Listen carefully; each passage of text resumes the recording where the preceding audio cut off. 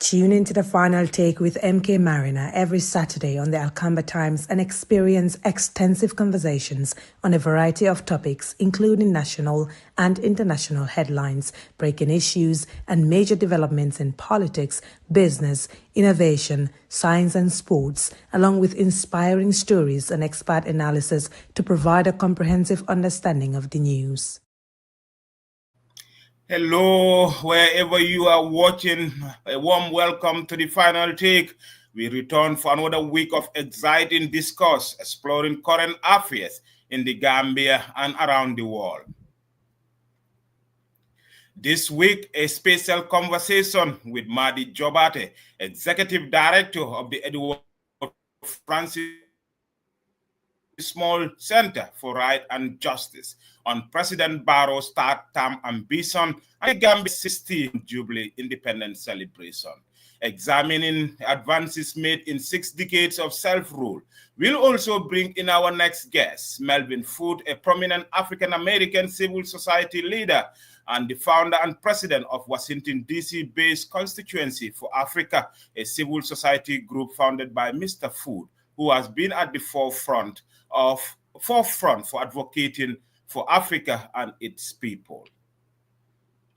That's the final take with me, Seni MK Marina. Thanks for joining us. We will take a quick break, and when we are back, we will bring our guest, Madi. Tune into the final take with MK Mariner every Saturday on the Alcamba Times and experience extensive conversations on a variety of topics, including national and international headlines, breaking issues, and major developments in politics, business, innovation, science, and sports, along with inspiring stories and expert analysis to provide a comprehensive understanding of the news. Warm welcome to the final take with me, Seni Marina. Wherever you are watching, this is Mr. Marina with Mr. Jobate coming on your way on our virtual studios here in Seattle. Let's go straight to the conversation. Mr. Jobate, many thanks for joining us. Gambia reaches a critical juncture as the president seeks a third term. How would this impact the existing effort to strengthen the country's democratic dispensation? It will be a terrible blow, certainly. But first to say, I'm glad to be back. On the final take with MK. Yes. And keep up the great work. I followed the conversations, and you raise critical, pertinent issues. And so I think you are contributing immensely to democracy, good governance, to the development of the country with this platform. So congratulations for that.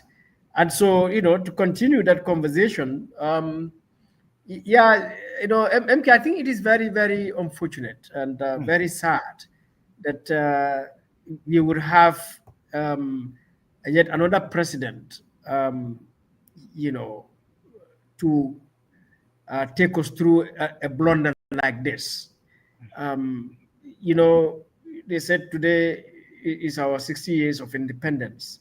Yes. And Jawara spent, about 30 years as president or leader of that country. By 1994, the socio-economic conditions were really terrible for the Gambia. Corruption, inefficiency, was widespread within the public sector. And when we had Jammeh, it was a unique opportunity for Gambia to halt and reverse, make a turnaround, and start real building of the country. Jawara had ideas and visions of that, but unfortunately he was not able to, materialize, practicalize, the building of the Gambia as it should. Even though he created some very important institutions and so on. So 1994 was a unique opportunity we had, but we saw how Jammeh plundered it. First, he should not have gone beyond 2 years to respect the 2-year program, so that he, would, organize the country in such a way that we would have gone through a elections and then have a civilian government and hopefully see the transformation of the country begin from there. But that decision by Jammeh to abandon the 2-year program, to abandon returning to the barracks, or even resign, but rather to stand for election, I think was a terrible decision. And 20 years later, today, we are, or 30 years later, today, we are in a similar situation. A lot of mess happened between 94 and 2016, 2017. And Barrow took over in 2017. There was a huge opportunity at that time for Barrow also to turn around, make a turnaround. And that would include one, respecting the 3-year agenda, which he, flouted, failed to respect. But even there, to make sure he sticks by the 5-year mandate, was holistic legal, institutional, and constitutional reforms, so that in 5 years he would have made a serious transformation of the country, and let the country go to an election without him. So we made a terrible error, or he made a terrible error down there, mistake by rather abandoning 3 years, going for the 5 years, and practically doing nothing to bring about the necessary reforms. And now to come this far, 8 years into his office, I mean, after having a second mandate, which will end in 2026, to now imagine that he would think of a third mandate, I think that is a huge mistake, both for himself and for the Gambia. It means we are once again repeating the errors of the past, in 1994. And one can even go way back to Jawara, to 1991 or 92, when Jawara made the decision that he wants to, retire, from as president of the Gambia. I think that was a huge error on the part of Jawara too, to abandon that idea. If he had resigned, retired by 1992. But comrade, the same thing Barrow said, it's look like similar to what people who were close to former President Sir Dawda did in Mansa Konko. Barrow said his political party is too young and he's afraid that the party might die, should he leave the mantle of leadership. Do you think that that's a genuine reason to self-perpetuate in power after 2 terms? No, it cannot be a genuine reason. Rather, it is a manifestation of corruption. Okay. The only reason Barrow wants to stay for a 3rd term, and which a decision by him and his so-called supporters or advisors, all right, is because having accumulated so much wealth over the period, all right, having committed all sorts of violations, all right, unlawful acts, Barrow has got to a point to realize that there cannot be, a turning back. All right, he cannot leave this office because he needs to protect his wealth, which means his supporters, those people close to him, need to support their wealth that they have accumulated, and they don't want to be held to account for unlawful acts that they have committed, and therefore the logical thing is he would have to stay in power. Otherwise, he would have to get someone as trustworthy as he can have to replace him, so that nobody would follow him. Because MK, this is the only narrative why African presidents want to perpetuate themselves in power. It is nothing other than 1, corruption, and 2, violations. All right. Through the corruption, they accumulate so much wealth. Right. And they need to protect this wealth. They want to live with this wealth. They don't want this wealth to be taken away from them. And so the only way to guarantee that is to stay in power. And so the second element is, if you violate the laws, you violate rights, all right? I mean, there will be accountability. Absolutely. So for your security and for your wealth that you have, acquired, accumulated, committed during your tenure, it gets to a point that you realize, I cannot leave this place. So that's why Barrow, because he clearly has no reason other than to say my party is young. I mean, in the history of self-perpetuation in power, we have never had any president give that kind of a reason, because my party is young. Yeah. I mean, that is unbelievable. But clearly, what he is just telling us is that I am afraid to leave, because if I leave, the wealth I have accumulated would be taken away from me. The violations I have committed, I'll be held to account. That's why. So you want to say it's because of insecurity that President Barrow wanted to seek another term, because if he get out from that position right now, he's going to face the law for what he has done. Yeah, I mean, look, when Jammeh left, we set up commissions. Absolutely. Right? I mean, we set up commissions, and even Jawara, when he left, when they kicked him out, they set up commissions. So if Barrow left, there will be commissions, because it is very obvious the corruption in his government, involving himself. All right, the Minister of Lands, Hamad Ba, that he gave Barrow land that was earmarked for the Chief Justice. Yeah. Now, which is totally unlawful. So this is what I'm saying. If Barrow leaves, he'll have to be held to account for that land which would be taken away from him, but also for violating the law. And Hamad Ba for violating the law. So Hamad Ba would be somebody who would not want Barrow to leave. Yeah. Because Hamad Ba knows he has violated laws. All right? And not to mention the corruption. So this is the only reason these African presidents don't want to leave. It's just like Macky Sall. He did not want to leave because, he has accumulated so much wealth.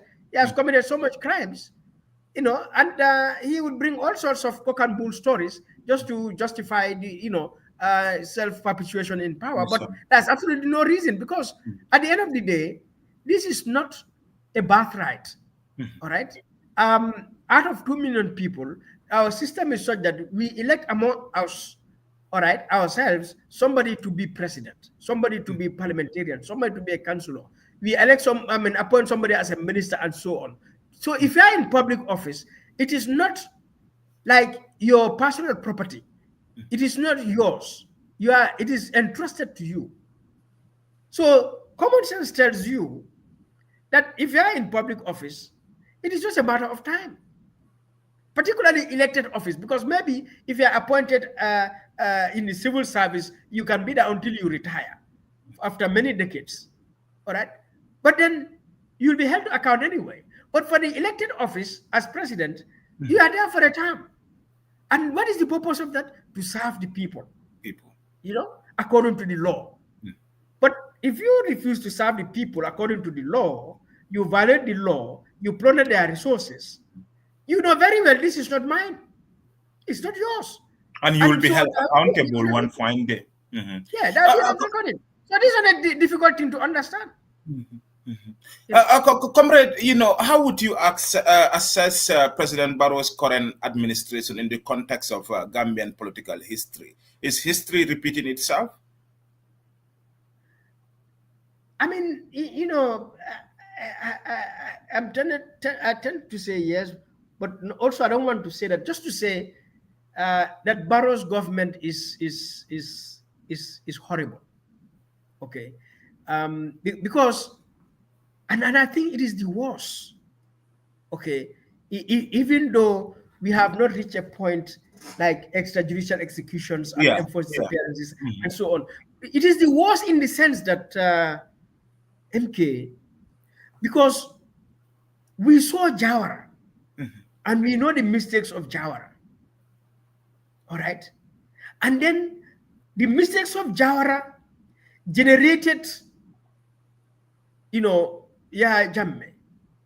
And we live with that as well. Most Gambians live with the Jammeh, misrule. And how terrible it is. So if someone who went through that first republic with Jawara, you went through the terrible time with Jammeh, you would have imagined that as mature people with common sense, all right, people who love themselves, that the last thing we would want to do is to look anything like Jawara, especially Jammeh.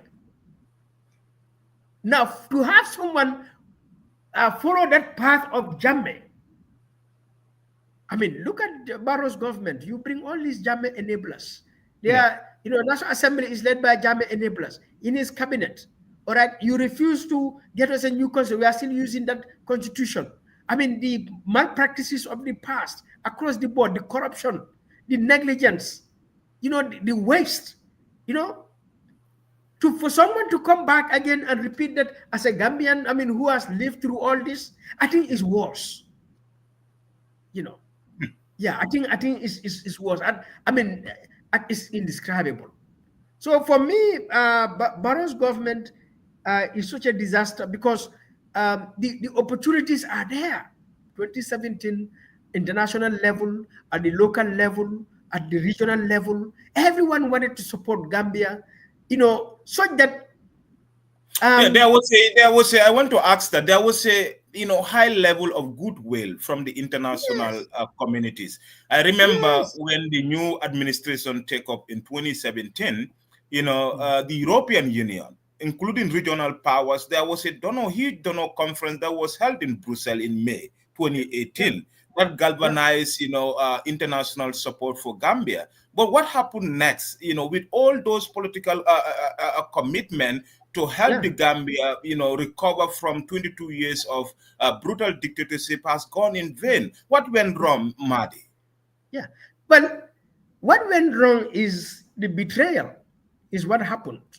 Barrow, as an adult Gambian who has lived through the Jawara period and the Jammeh period, to the point that he even joined, an opposition party, which was, confronting Jammeh more than anyone, the UDP, and where his comrades were killed, were tortured, and raped. More that, Right? So it tells you this man knows what is the problem of the Gambia.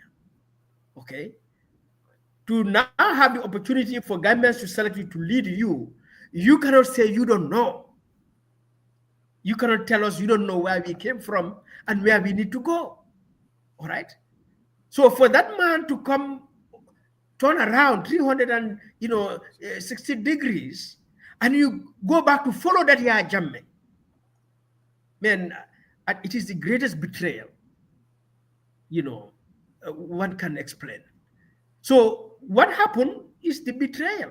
But Barrow, the moment he became president, he showed Gambians his true colors, that he has no values, he has no sense of patriotism, he has no sense of responsibility, and he is in that position purposely to satisfy his own selfish greed.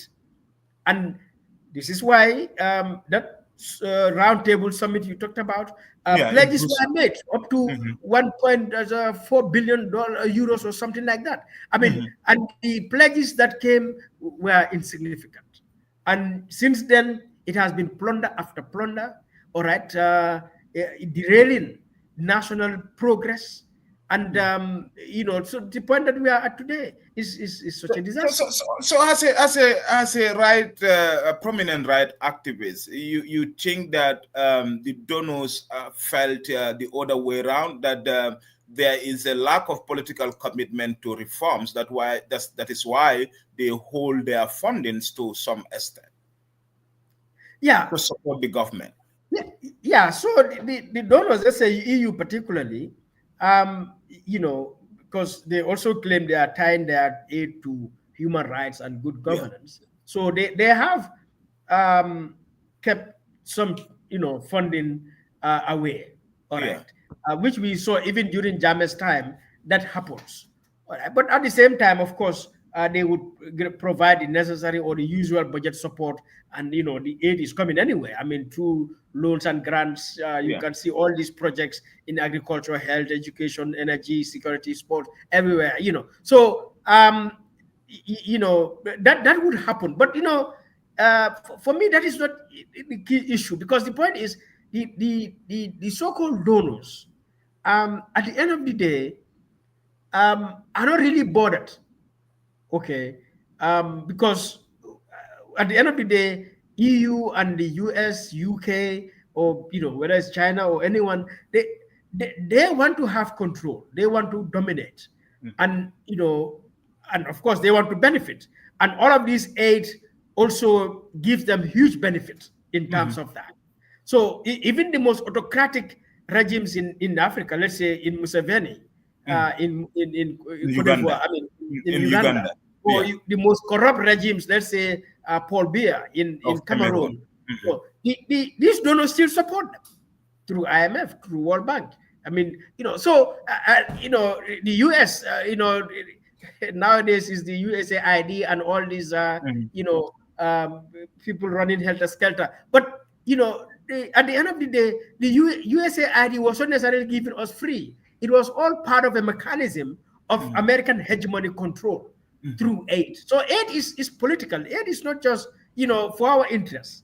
Right. Yeah, that's why some will argue that these aids are tied to certain things, and that shows the double standard of most Western countries. Because in the case of Uganda and Rwanda, Rwanda right now is involved in DR Congo heavily. But US is one of the biggest donors to Rwanda, and Rwanda has some human rights issues. Don't you think this aid stuff is tied to double standard of the Western nations? They don't care about us Africans to an extent that we have dictators and they are still giving aid to dictators. MK, I'm an anti-aid person. Okay, because I know aid is politics. Aid is about power. All right, and so let me give you this scenario. The EU and the US, for example, they give support to Jammeh. Okay, through various programs, projects. Okay, but at the same time, the State Department releases a report every year, State of Human Rights in the World report. In each country. And the Gambia section, they will list all the rights violations that Gambia is committing. Okay, and sometimes they would even mention the Gambia, the Secretary of State, and so on. All right, and at the same time, they are giving us in the civil society grants through the embassy and State Department and other programs. NED, they have donor agencies like NED, NDI, and so on. All right, to support human rights and democracy. All right, they engage with the political parties so that at the same, when you look at that scenario, based on that trajectory, it means we can, left to the donors alone, we can be with Jammeh for donkey years. We will never change him. Because as they are supporting civil society, they give us asylum, all right, and so on. At the same time, they are supporting Jammeh. And because Jammeh had advantage of the state, you realize that the state will always be more powerful. So the USAID or US government or the EU are not going to support, Alcamba Times or Aero Transport Center or Tango or, DOE or UDP in any way to the point that they are going to remove the government. I hope you see the point. So I'm getting it. So this is the logic. I mean, the politics of aid that a lot of the time we don't understand, but because we are in civil society, we are in the media. I mean, we are excited about Western support because they give us asylum. They, Jammeh wants to prance on you. You run to Senegal and they give you help there, support there through their agencies, and so on. But that still doesn't solve the issue until we the people come together on our own. That's when we remove Jammeh. I will come to that because I have a special guest who is an African American who will be joining us shortly to talk about this Trump Africa foreign policy and also the close-up of US aid. I see you are not a fan of Donald Trump, but are you in any way in support of his action to shut down US aid? US aid across the continent, because US aid is involved in funding civil society organizations, governments, and multilateral groups and so forth. Are you in any way in support of Trump action to shut down the US aid? No, I'm not. You are not. but I don't support US aid. But The Madi, concept if you don't support US no, aid, but because if I support Trump's decision to do so, it would mean I would support Trump's reasons for doing so. And I know Trump's reasons for doing so is a white supremacist imperialist agenda. oh, wow. All right. And I don't support that. Okay. But the idea of aid, the US government has used USAID also as a covert operation for regime change and for US propaganda across Africa and South America and Latin America. So I'm not excited about USAID because I know, I know. All right. So whether it's USA, but this put you in a very funny situation. You are anti-aid, but you are not supporting shutting down of US aid. No, I'm not supporting Trump's decision to shut down US aid. Okay. I want USAID to be shut down or to get away from Africa in other ways, but not through Trump, because Trump is evil. Trump is a white supremacist. Trump is imperialist, and there is nothing good about Trump. So I don't support Trump on any decisions he's made, even if that decision appears to be good, like what he did with the aid issue. I hope you understand the difference here. Absolutely. Okay, Mr. Madi, we have our guest here who is a very prominent African American civil rights leader, Melvin Foote. You guys are all very prominent in your advocacy. Melvin, just a minute. Welcome. You are on time because we are just discussing about the Trump's shutting down of US aid and its implication in Africa, with particular emphasis on the Gambia, because Gambia is also benefiting a lot from the aid that is given by the United States government. Mr. Jobate said that he is against aid for Africa. Melvin, what's your take on the shutting down of US aid and its implication for development in Africa? Well, for sure. Thank you very much for having me. I always like to talk about Africa and to make these assessments. Well, of course, we here in the United States, we're very much shocked and disillusioned by the early steps of the Trump administration in the second time around. Many of us expected such moves, but we didn't expect it to be so great. In terms of USAID, I personally am engaged. My daughter, in fact, is with USAID in Jamaica, so I'm personally affected by it, and so it has really disrupted what the U.S. Has done humanitarily around the world. I am very disappointed with this move. You would think that the least the last thing that the Trump administration ought to be doing is touching foreign aid, especially as it relates to humanitarian assistance and support, HIV/AIDS support, support for family planning, and these kind of things. Why would you want to attack these first? We know what he called Africa in the first time around. Somebody just, he talked about Africa in the most vulgar ways.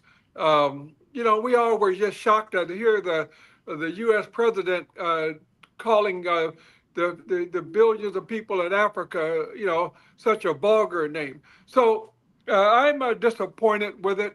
We're doing all we can to slow this down and to reverse it as best we can. But I think the U.S., which is the richest country in the world, how do you say you're going to ignore what goes on in Sudan? How are you going to ignore what's going on in the Central Africa Republic and what's going on in the Congo? The U.S. is not going to be involved in providing humanitarian relief. U.S. is not going to be involved in helping people who are hungry. Come on. So we have a great fight ahead of us, but I'm very disillusioned with this move by the Trump administration. Thank you very much. For those watching, this is the final take with me, Seni Marena. In the studio, I have two prominent right activists. Other one is a civil rights leader in the United States, Mr. Melvin Foot, and Madi Jobate, who is also another leading well-known human rights defender in the country. Mr. Jobate, do you agree with Mr. Foot about Trump shutting down the U.S. aid to Africa and its implications? Yeah, so I mean, the fact of the matter is, in the current dispensation, U.S. aid, like aid, coming from the U.S. and Europe to Africa, could target vulnerable people, poor people, or with the intention to, address socio-economic challenges and things like that. So that on the basis of the narrative, it sounds innocent. And certainly, there are individuals in many hospitals in the Gambia, people suffering from HIV/AIDS, people having maternal and child health issues around in Africa, malaria, into which a lot of aid is going to maintain programs and services and goods that, yes, individuals continue to benefit. So I agree, therefore, when we have a situation now that to stop that, the impact would be huge. I mean, a lot of people will be affected. Now, but for me, the narrative goes beyond that, because I heard him say, for example, the US is the richest country in the world. Now, and people make that comment pretty easily. The question we have to ask, how did US become wealthy? And how is US maintaining its wealth in the world? So that at the end of if you do that analysis, you realize that the wealth that US claims to have, a lot of it is through, violence, is through, unfair practices, is through, imperialism and white supremacist programs. All right, whether it's from slavery days until now, and the hegemony that the US have maintained, say on Africa, what US makes out of Africa per annum is more than what they give to Africa. So that when you look at it, Africa, US is not even a donor to Africa. Rather, Africa is the donor to the US until now. When you look at US own figures, you look at World Bank, IMF figures, you got European Union figures in terms of how much money US through its companies and so on are making out of Africa through legal and illegal trade, all right, and other illicit means. The EU, China is more than what they give to Africa. And so what has happened over the period is that US, through this aid narrative, the West has imposed a culture on Africa, or Africans have submitted themselves to a narrative that has weakened Africa, promoted misgovernance, because instead of US giving support to those communities, individuals, it is African governments that bear responsibility to make sure they provide necessary goods and services to their people and create the opportunities. But they don't do so. And they are so corrupt, in their countries in Africa, all right? And because the people also have been dependent on the aid that is coming from the West, the people, therefore, don't anymore care about their government. They don't hold the government accountable because they know at the end of the day, the donors are there through their civil society, CSOs, NGOs, are going to address their needs. So when you put all this together, you realize that aid in Africa is at the heart of the misgovernance, the corruption, the poverty, the deprivation, the inequality, and the violence that we see in Africa, for which it has to stop. So I don't, as I said, agree with Trump, because Trump's reasons are white supremacist and imperialist reasons. All right. I don't agree with anything that Trump does. Okay. But that aside, when we come to aid, I am anti-aid. Okay. Because aid has immensely. Hold on there. Melvin, you have been engaged in Africa for the past 40 years. You met both Democrat African leaders and dictators. Do you agree with Mr. Jobate Assassin? Well, actually, it's been 50 years. I got started in 1973, and wow. I'm an African. First of all, I'm an African too. I was just Of happen to course. be born in Of America. That's it. course. You You are. We know, are proud to have you. 40% of my DNA is Ivorian, 20% is Ghanaian, 10% is Wow. Nigerian. I Wow. speak languages, I speak Amharic, Tigrinya. Tell me I'm not African. So, No, you are African. tell me I'm not African. I think I know more about Africa than most Africans. Huh? So, I having said agree. that, You're African. but to say that, this is about the role of the African diaspora. I'm in the United States, which is the wealthiest country in the world, and I'm in Washington, D.C., which is the most powerful city in the world. Is Yeah. it not my job to push this country to help Africa? Now, how we do it is up for debate. Certainly we ought to be promoting trade and investment. Certainly we ought to be doing AIDS support for Africa.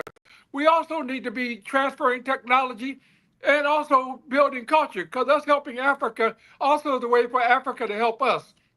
The biggest problem with African Americans is, by and large, they don't know who they are. They don't know where they come from. They don't know anything about their culture. So we over here trying to act like Mzungu. I don't know if you guys know Mzungu. We're acting Yeah. like we're the white man, because we Yeah. don't know who we are. And then we got all kinds of problems associated with that. So I think what we're trying to do here is to unify Africa. Something Kwame Nkrumah and CLR James and Pat Moore talked about. We're trying to actually unify so we can actually get a better deal for Africa. Now we got to get better governance out of Africa. I saw this morning where the Africa Union chose their new chairperson. And quite frankly, he seemed like the old chairperson.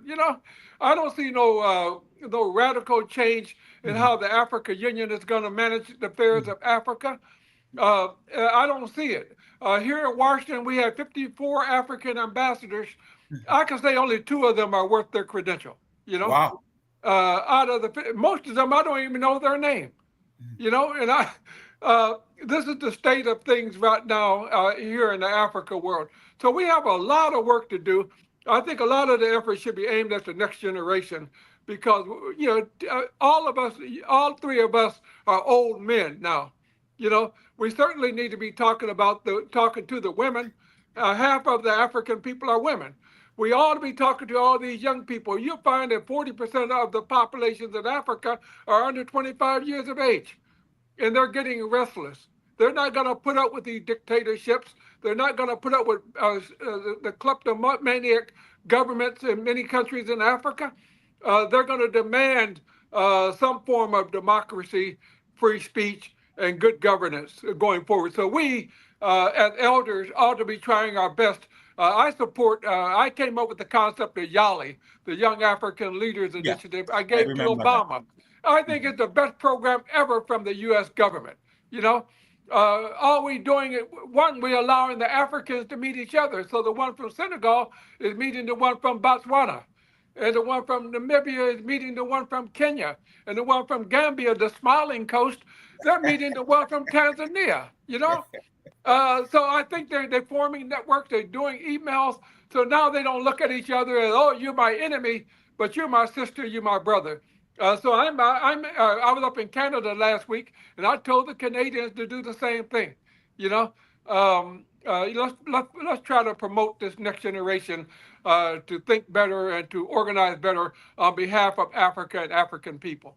Okay, Mr. Mahdi, Melvin raised a very important. He said you have almost 54 African ambassadors in the nation capital in DC, but out of these 52, it's only 2 that want their salt. What is the way forward for Africans, to take their rightful position, in a geopolitical situation in the U.S., fighting for Africa? Well, I'm happy he mentioned Kwame Nkrumah. So Nkrumah has provided us the solution in 1963. He put down a 10-point plan for United States of Africa, for United Africa. And all we got to do, really, is to go back to that plan and implement it, And so if Africa had followed that plan, clearly, we would be talking something different today, because it's such a tragedy that Africa is spoken of in terms of poverty, in terms of violence, in terms of underdevelopment and all these problems, illiteracy and sickness and disease. All right, but it's how do I say this? It's not normal, because Africa has more than any region in this world what it takes to build an advanced, peaceful, healthy society. All right, and so the only reason that hasn't happened because our leaders failed to do so. I mean, we got only a few like Kwame Nkrumah who came with tangible plan, which the plan is still in place, and that is the plan still now. That anyone who talks about African unity, you don't say anything beyond outside of what Nkrumah said. Even the AU Agenda 2063, every point that they are talking about is what Nkrumah said in 1963. One passport, one citizenship, one army, one economic planning, one currency, and so on and so forth. And so you cannot say anything about how to develop Africa without going back to what Nkrumah laid down. So the blueprint is there. But how that do would have changed the entire equation in the world. The blueprint is there, but how do we translate this blueprint into action? Because Africa has been independent for the past 70 years. Some countries, the Gambia is celebrating 60 years of nationhood from the British colonial rule, and still 60 years down the line, we are still dependent on aid. So we need Africans on the continent and Africans outside the continent, like Melvin here, to work towards that. Okay, we on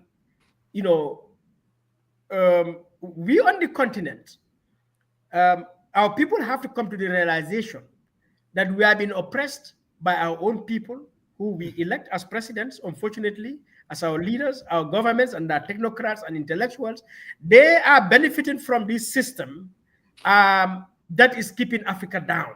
And they are not interested to bring about that cooperation, that unity that is required between Gambia and Senegal, between Nigeria and Ghana, between Angola and Congo, between Uganda and Rwanda, and then among all of us.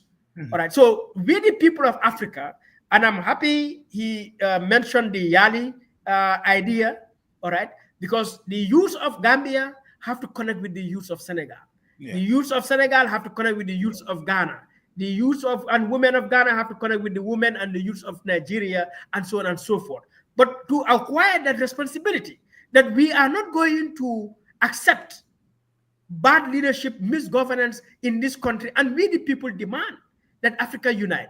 Whilst we do that in Africa, as Africans in Africa, Africans outside of Africa, in the United States, in UK, in Jamaica, in Brazil, all right, in Panama, in Mexico, in Canada, all right, everywhere, at the same time, have to agitate, like Marcus Garvey, like Malcolm X, have to agitate for a free Africa, a united Africa, because ultimately Melvin needs the African passport. Like you and I need the African passport. That's what we need to hold. Yes, that African citizenship, he needs to hold it. I need to hold it. That African, in Brazil need to have it. That African in Jamaica needs to have it. That African in Nigeria, when we have that passport, MK, there is no force on earth that can stop Africa, because ultimately the resources that Africa has, all right, the people of Africa put together, we are close to 2 billion people. Okay, so who can stop Africa? Really? Today, America and Europe and Russia and China, they are all coming to Africa. Yeah, they are rushing. Yeah, they are making hundreds they are all of coming back to Africa. Hundreds of billions out of Africa. The only people that are not getting rich out of Africa are the Africans. It's Africans. At home and abroad. Absolutely. Yeah. The only people that are. Yeah, the solution, therefore, it's no rocket science, it's no magic. Yeah, it is how it has been done everywhere in the world. Our people have to stand up to say, look, enough of poor leadership, enough of corruption, enough of misgovernance, and we want unity. We want unity. We need one African passport, one African government, one African army, one African, embassy in America. We don't need to have 54 embassies in Washington. What are they doing in Washington? 54 ambassadors. What is their use in Washington? Nothing. 54 representatives at the United Nations, 54 ambassadors in Brussels. 54 currencies that you don't even know their names. They are no better than a toilet paper. All right. Absolutely. The dollar, what is the dollar based upon? What is the euro based upon? What is the pound based upon? What resources do they have to back their currencies as compared to Africa, if you had one currency? Thank you for that. I will come back to Melvin right now. Melvin, assessing the impact, how do you evaluate the overall impact of President Trump Africa policy on the continent, particularly in relation to the economic partnership and aid? Well, I'm not. I can't say I'm optimistic at all. Okay. The decision to dismantle aid, USAID in Africa is more than USAID. You got to know that people like myself are also pushing the U.S. government to do more in Africa. We need. I've done a lot of work with refugees in Africa. I've seen famine victims in Ethiopia. Right. There are people in Africa. You and I, we all are eating every day. So we should not be quick to dismiss aid for Africa, because many people in Africa really do need the aid. We ought to try to push for aid in Africa to be better, to do better job of distribution and better job of moving people from aid to trade and to other things. I think the Trump administration in Africa will not do well at all. I don't anticipate them doing anything. Trump does not have any kind of ideal about Africa. The new Assistant Secretary for Africa, the person who's going to be nominated, is a friend of mine. So I'm already having some impact. We talk about these things, and I know I'm going to have some impact on it. I work with the U.S. administration, regardless of whether the Republican or Democrat, in a nonpartisan fashion. I believe that, in the past, the Republicans actually did very well on the Africa Growth and Opportunity Act. PEPFAR came from George W. Bush, a Republican. So you can't just say because they're Republican, but Trump is something else. And the people that he's putting in place are people who are out and out racist in many regards. And so I don't expect them to take any kind of leadership in Africa whatsoever. Now, the reality of Africa is that it is a wealthy continent. All of the lithium and the cobalt and all of these minerals that the world needs are in Africa. And these people are determined to make sure that these resources come to the U.S. and not China, not Russia. So you got these global powers that are battling for the resources in Africa. Nobody's talking about fair play in Africa. Nobody's talking about empowering African people in a way that this is going to build the continent. They're talking about taking these resources and gobbling them up for the benefit of Western and even Eastern power. Russia is not trying to build Africa. China, have done a lot of infrastructure development in Africa, but I guarantee you, China's bottom line is China. And so Africa has to have a similar strategy of working together, cooperating together, negotiating together in order for Africa to benefit from this hunger and desire for African resources. Now, there's a book, old book called The Confessions of an Economic Hitman. There are people who are working for the World Bank and working for these entities whose job it is to make sure these resources go to various countries. And they're not thinking in the best interest of Africa. I think Africa is going to have to get much more strategic in how it looks at the world, because the world is looking at Africa, but they're looking at Africa to take and not so much looking at Africa to partner for the benefit of humanity. I think one of the things that Trump is doing, he's ignoring climate change. He's ignoring climate change, even though it's affecting us here in the United States, but it's having a devastating impact in Africa and other developing parts of the world that are not equipped to be able to deal with it. And so Trump's motto now is drill, baby, drill. In other words, we're going to drill for more oil. And we all know that this is causing greenhouse gases to explode and all this kind of thing. But yet, there's no pushback whatsoever. He's eliminating the Environmental Protection Agency. What? So it's just not just USAID, but we're finding that all of the entities that are looking to help and stabilize the world and to help people are being dismantled by this administration as we talk. Okay. Melvin, you've been to Africa so many times. You met a lot of African head of state, from Nelson Mandela to a whole lot of African leaders. And I met Jawara when he left power. He came to see me in Washington, and wow, yeah. You know, nice guy. He wanted to know if I could help get him restored to power, and I couldn't do that. You know. Yeah. So you know, you've been to Africa. You visited all. You have conversation with Africans. Why is Africa still aid dependent? Like, you know, we have a lot of resources that we can, you know, elevate our continent, move our continent from abject poverty to wealthiness, like the US. So why do you think Africa is still reliant on aid, you know, to run its affairs? Do you think I think it's a negotiation with the rest of the world. The French have given up on colonialism, but, you know, they're still all over Mali and Niger and Senegal. The British don't think they've given up on Nigeria. Sure enough, they are, you know, they're doing everything in their power to make sure. And so these Western countries, and also the Eastern countries, again, they're going after those natural resources, and they're going after them ferociously. Russia is building military bases for what? Yeah. These military bases, I guess they're going to open one in Port Sudan. They want to do one in Djibouti.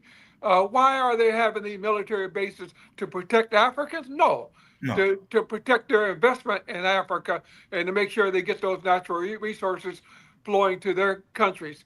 So I think it has a lot to do with how the world views Africa, and they see Africa as a place of massive natural resources, but they think those resources belong to them and not to African people. Mm-hmm. So we have a lot of work to do to change the mindset of my country and these Western countries, as well as China, Russia, and these other countries that are invading Africa. We have a lot of work to do at the United Nations, at the World Bank, at the UN. All of this, we have work to do, and that's why I'm calling on the next generation to prepare themselves, because they're going to have to fight to save Africa. Mm-hmm. So that's what I think. Yeah, Madi, you are very passionate about African independence, Africa to be, you know, independent, both politically, you know, economically, you know. Why do you think Africa is still independent, and how do we break this cycle? You know, looking at what's right now happening, there is a grab. You know, all the superpowers or all the big nations are coming to Africa. You will hear about Turkey Africa Summit, you know, Russia Africa Summit, US Africa Summit, India Africa Summit. What can Africa do to break this cycle of aid dependence? I think two things. One is you know, miseducation, and then which also has led to corruption. Miseducation in the sense that our background is slavery and colonialism. For 500 years ago, the Europeans came to Africa, enslaved our people, took them to, you know, other lands and killed those people, the Native Americans, and made our people work there. And then, you know, for many years colonized Africa itself, during which they imposed, you know, their laws, their institutions, their education system, their religions, and everything on the Africans. And so you and I, you know, and like Melvin here, are speaking English, and we are not English. We are Africans, you know, but we are speaking the language. Melvin can speak Africana, so maybe you can speak Africana with Melvin, you know. Certainly. I mean, you can speak one or two African languages. I can speak one or two African languages. He can speak one or two African languages. But then when we sit down to meet as Africa, in Addis Ababa, in Abuja, in Banjul, we speak in English or French. All right. Now, that reality is simply because there was slavery and colonialism. And he talked about France, abandoning colonialism, but still remained in Mali and so on. So that out of slavery and colonialism, institutions were created, whether it's United Nations, whether, it's the IMF or the World Bank, or whether it's, or other forms of institutions, which were in the control of our colonial powers. And we submitted, all right, we submitted ourselves to that. Okay, so that you look at the Gambia by 1965, when we are said to have independence, what did we know? All right, what were we able to do? What was the state of the Gambia at 1975? Economically, politically, technically, in terms of literacy and so on, the capacity of our people, to run this system that has been imposed on us by the colonial state. So our reality is that by the time we gain independence, we should have had leaders who would have changed or really do decolonization. We have not done proper decolonization. So we maintain the institutions of the colonialists, their education system, and their laws and everything. In the Gambia, still now in our books, you have laws there 1945, 1933, and so on. And it's the same in Senegal, in Ghana, in Nigeria, and so on. So we have failed to decolonize. And colonialism created a mentality. Slavery created a certain mentality, a mentality that makes you and me disrespect, regard ourselves, have looked low upon ourselves, and value the white man, the white woman more than ourselves. All right. So this mentality has lived with us. And then we have the state institutions, which are still colonial in structure, in purpose, in practice. And we've been going on that. And the West, knowing full well that they cannot leave Africa. That's why they are still in Mali.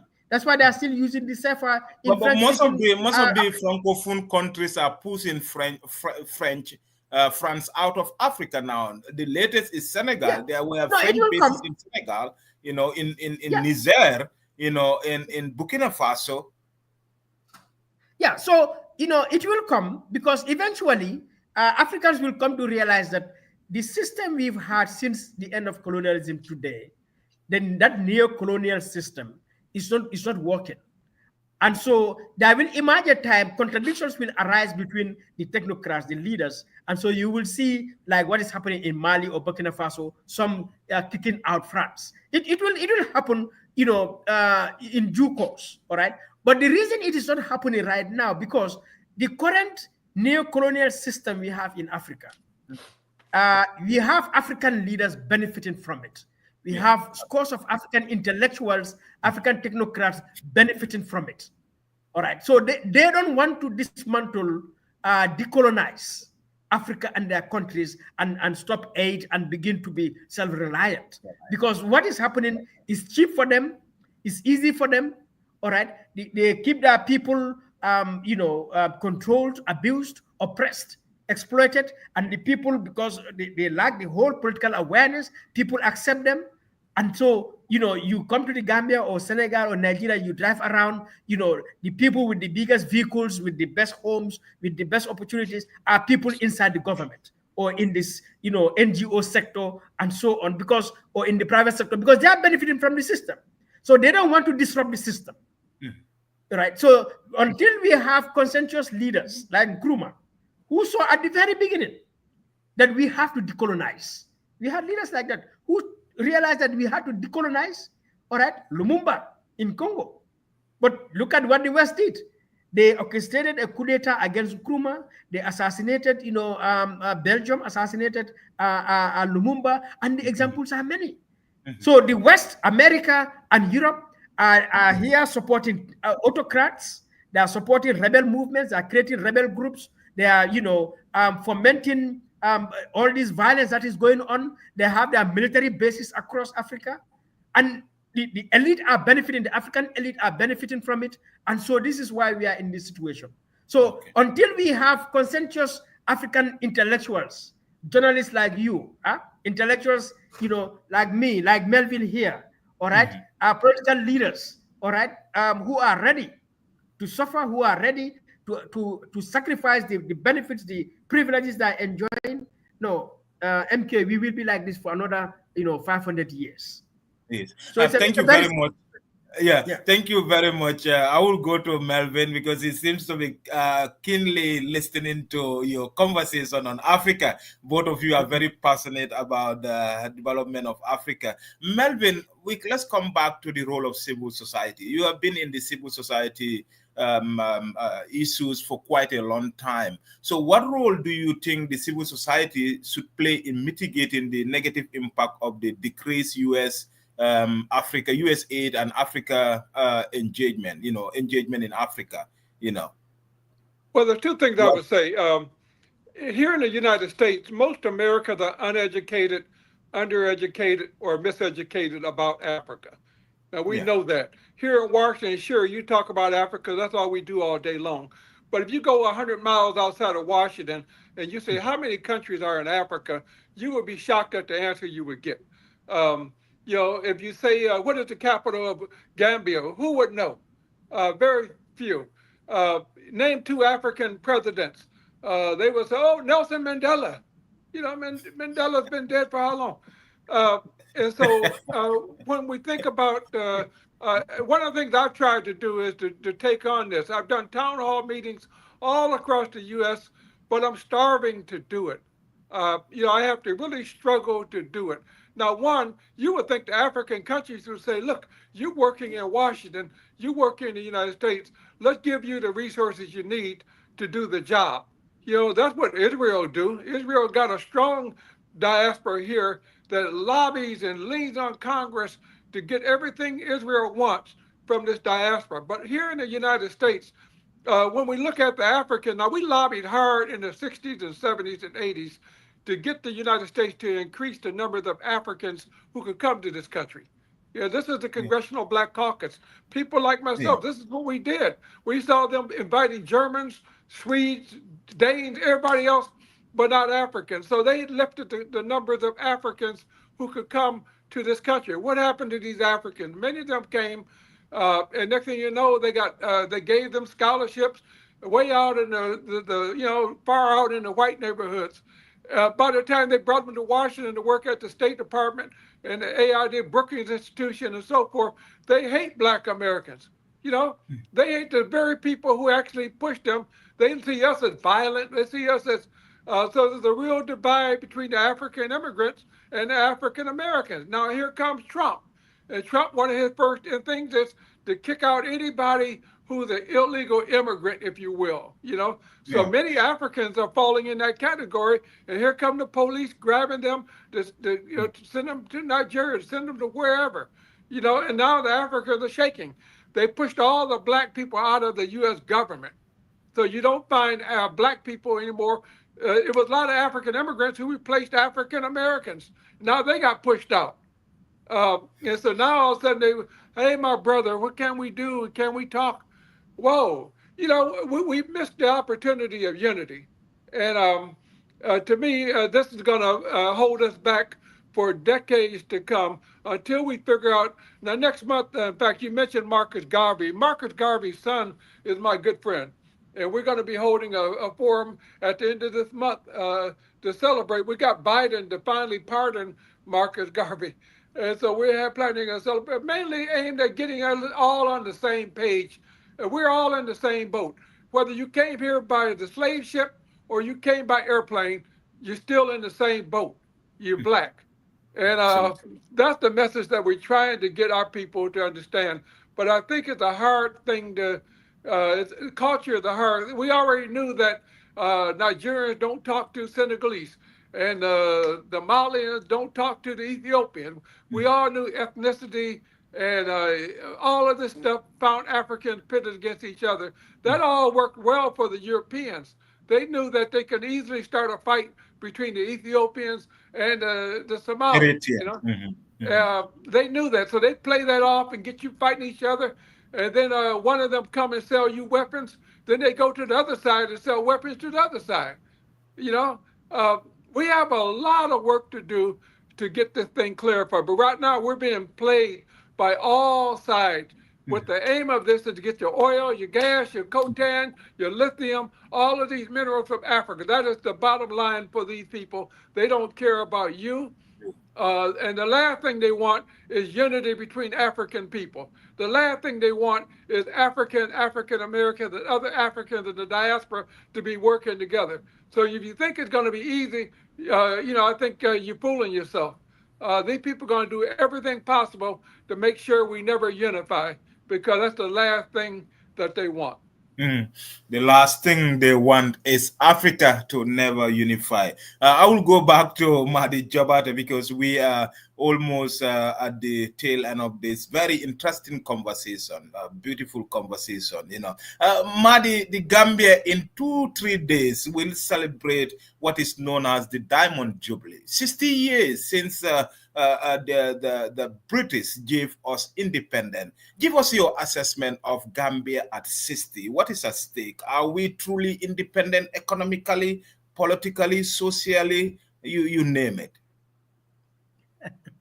Well, what I can say is we've done very badly. We've not helped ourselves at all to care for the Gambia, to look after the Gambia that is ours, to build the kind of Gambia that we deserve, so that 60 years later, the incidents of misgovernance, bad governance, poor leadership, the corruption and the poverty and the deprivation is widespread.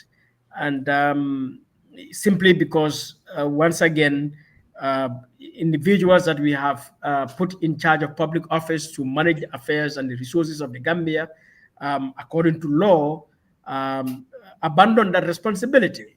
But at the same time, we the citizens also abandon our responsibility, our duty, our right and duty to defend this country, to demand accountability, so that we have a country that we deserve. So 60 years later, I think we are in a very terrible situation, and I hope Gambians will take the moment to be honest to themselves, to be honest to ourselves, to be pragmatic, to be realistic, and recognize our failures, so that we would be in a position to determine how do we go from here for the next 60 years. But certainly from 1965 to 2025, I think it's a bad performance. It's a bad job that we did. I'm not proud of this Gambia at all. I strongly believe we could have created a better Gambia, because Gambia has all the potentials, all the resources, all the opportunities to have created an advanced society, as any other society in the world. And the evidence is there, because we had one society which also gained independence in 1965, which is Singapore, which, with proper leadership, and citizenship, they were able to raise themselves to the level of a first world country status, within, two generations. So it's with deep regret for me, really, and sadness that at 60 years, this is the state of the Gambia. When you look at all the indicators, social, economic, political indicators, you realize that we are in a very bad situation. The country is in too much debt. The country is, there's too much poverty. The country is, in a situation where basic services are difficult to obtain: healthcare, education, water, electricity. All right. In a way that you just cannot get it, because what does it take to provide water to a community? What does it take to provide electricity? What does it take to make health facilities function, be equipped very well? What does it take to make public schools, function and deliver quality education to our people? What does it take for us to be able to feed ourselves? So that when you look at all the indicators, indeed, I think it has been a mess, over the past 60 years, a failure of leadership and citizenship put together. A failure of citizenship and leadership together. Gambia celebrates 60 years of nationhood. That's Mr. Madi Jobate, the executive director of the Banjul-based Edward Francis Small Center for Right and Justice. Melvin, before I let you go, what message would you like to convey to the U.S. policymaker regarding the importance of maintaining a robust partnership with African nations, and what specific action should they take going forward? Well, we're in the process of my organization. We have a delegation together that we're actually writing our policy recommendations to the Trump administration. We did the same thing to Obama. We did it to Biden. We done it to, and we got a lot of things done. Yali, as I mentioned, that was done by us. PEPFAR, we lobbied Bush administration. We wanted $3 billion. He came up with $19 billion, blew us away. But you got so we're doing the same thing with Trump, and we're in the process of putting our recommendations in order. And I'm going to wait until the assistant secretary is appointed to present them to him. And I think that some of those are going to get through, and we're going to lobby and push to try to get the best we can for Africa. At the same time, we're going to work to build unity among African people. One of the things I want to do next year is to have a Western Hemisphere African Diaspora Conference. We can do it by technology, StreamYard or Zoom or something, but everybody from Argentina all the way up through Canada, we need to have the leaders come together to talk about unity and cooperation. How best do we work with the Continental Free Trade Area? How best we work with Africa to deliver on some of these promises that the continent holds. So mine is Africa for the African people at home and abroad, and we're going to continue to work. We are African people, and to our dying day, we're going to continue to work for the benefit of Africa. Okay. Melvin, you had the opportunity to see both administrations, the Republican president, the Democrat president. Which leadership, Democrats and Republicans, is more pro-African or has more, support given to Africa? Republican, Democrat? Well, it doesn't matter.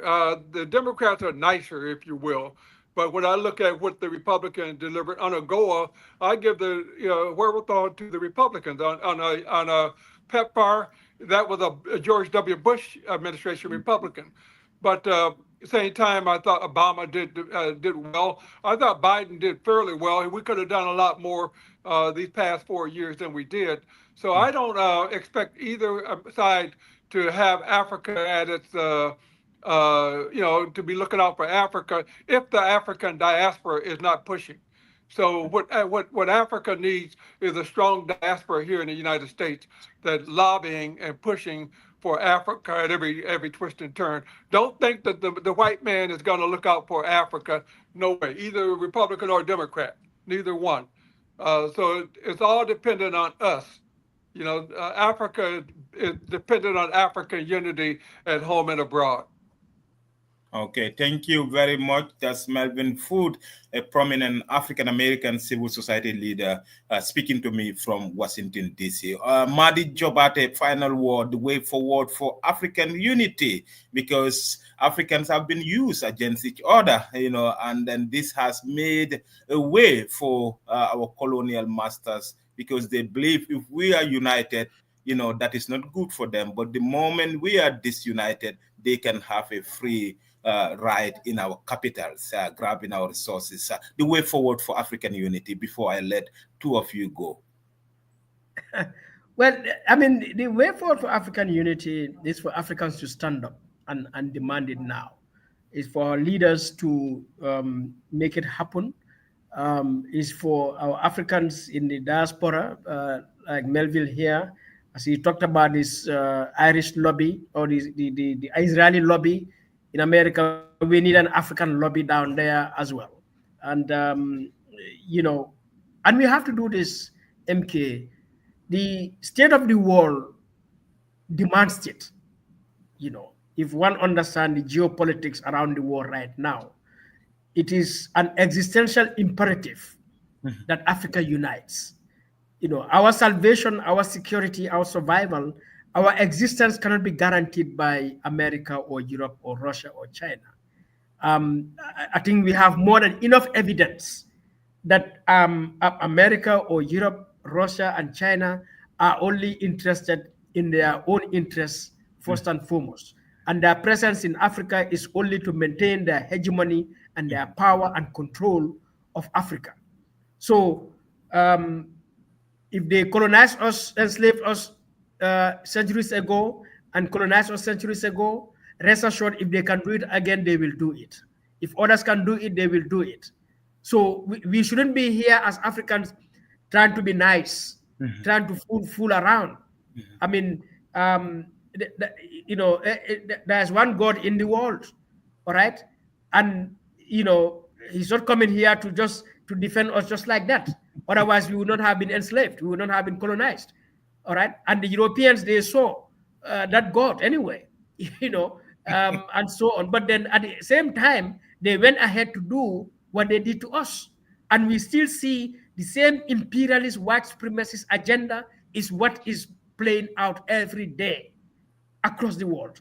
Now the Chinese have come in, the Russians have come in. So the available evidence in the world tells us that unity is inevitable. It's a necessity. All right. It's a necessity. And so how we do this, it is a job of you and me and Melvin and every African, from Banjul to Addis Ababa, from Cape Town to Cairo, from Abuja to Brazil, from, Washington to London. All of us have to make sure we demand that Africa unites for our salvation. And a united Africa is even a blessing for the world. Because I'm sure a united Africa will not be unjust and and violent like the United States or like the European Union or the Europeans or some other people like the Russians and so on. So we don't have to colonize anybody. We will not go and grab anybody's resources because we have enough. We will not go and occupy anybody's lands because we have enough land in Africa. Where are we going? We'll just bring back our people, to come and join us. So that's all. So Melvin, it's great to meet you, and keep up the great work you are doing. Pretty inspiring to know you are behind the Yali and everything else. So thank you so much for that. You guys can share contacts after this. So anyway, great. Gentlemen, many thanks for joining us on this special final take today. Madi Jobate join me live from Banjul. Madi, many thanks. You have always been available when I call. Likewise, Dr. Melvin Food, who joined me live from Washington, D.C. Melvin also has been doing a great job about Africa in D.C. So many, many thanks, guys, for the good job you are doing. And do join me anytime I call on your doors. Until then, bye-bye. Do have a wonderful evening. Thank you. Tune into the final take with MK Mariner every Saturday on the Alcamba Times and experience extensive conversations on a variety of topics, including national and international headlines, breaking issues, and major developments in politics, business, innovation, science, and sports, along with inspiring stories and expert analysis to provide a comprehensive understanding of the news.